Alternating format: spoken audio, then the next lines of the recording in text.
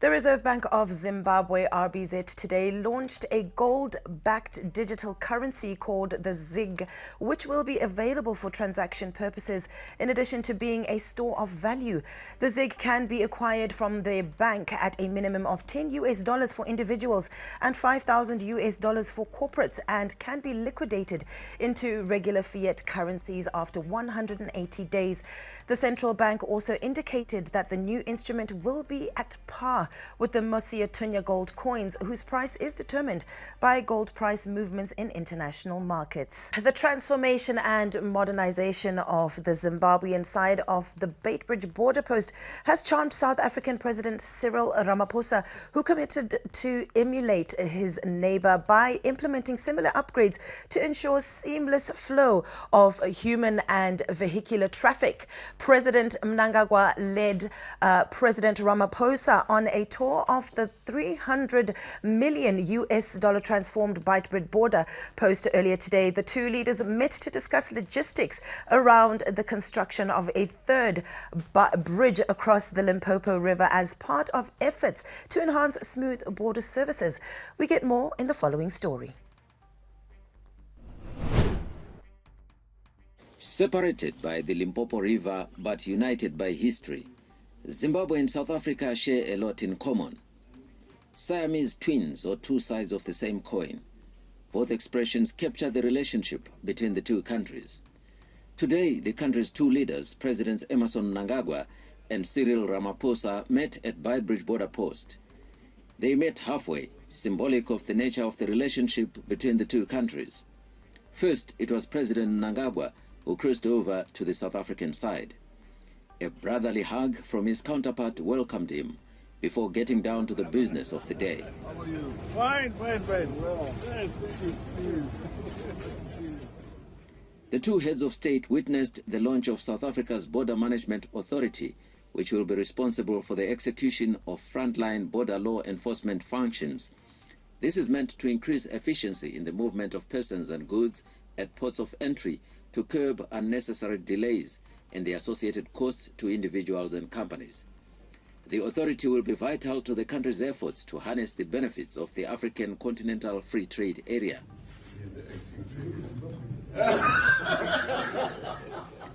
The two leaders later crossed onto the Zimbabwean side, where they toured the recently upgraded border post.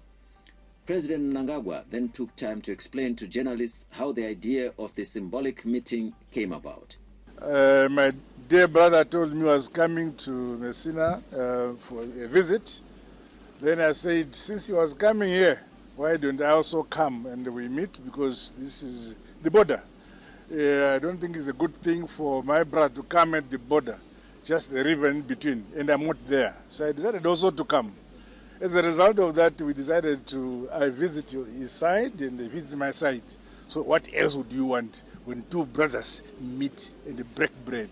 The Medicines Control Authority of Zimbabwe, MCAZ, has confiscated bottles of illegal cough syrups, Bronclia and Adco-Soltepin during a raid. Suspects found with the drugs are assisting the police with investigations. The confiscation follows the recent revocation of 6 permits and cancellations of 4 licenses for traders who were aiding drug and substance abuse. The latest raid at Old Trafford Flats, located at 13 Edmund Avenue, Belvedere, Harare, saw 350 bottles of Bronclia cough syrup and 100 bottles of Adco-Soltepin syrup being recovered. 350 primary and high school trainee teachers today graduated at Morgen Zintec College after completing their studies. The graduation was held under the theme Transforming Teacher Education, Promoting Innovation, Entrepreneurship and Industrialization for the 21st Century Educator. The Mighty Warriors are the third best ranked team at the tournament, but got drawn in Group C, which has been dubbed the Group of Death. Head coach Shadrack Mlauzi picked up a very youthful squad sprinkled with some seasoned campaigners for the assignment.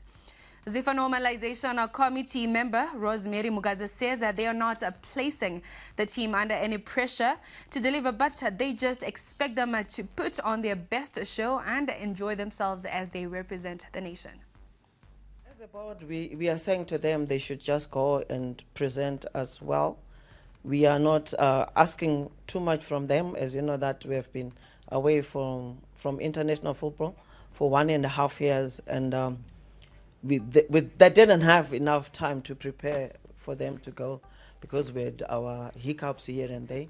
But I know with the team that they have assembled, it's a very good side, and we are hoping they'll progress past the group stages, and whatever happens there, we are fine with it. But when I spoke to Shadrach before they left, he was assuring me that he's bringing back the CAF to Zimbabwe for the second time, and we are hoping for the best, and we wish them all the luck, and we have given them the support that they've needed, and they're happy with it, and we wish them well in the COSAFA tournament.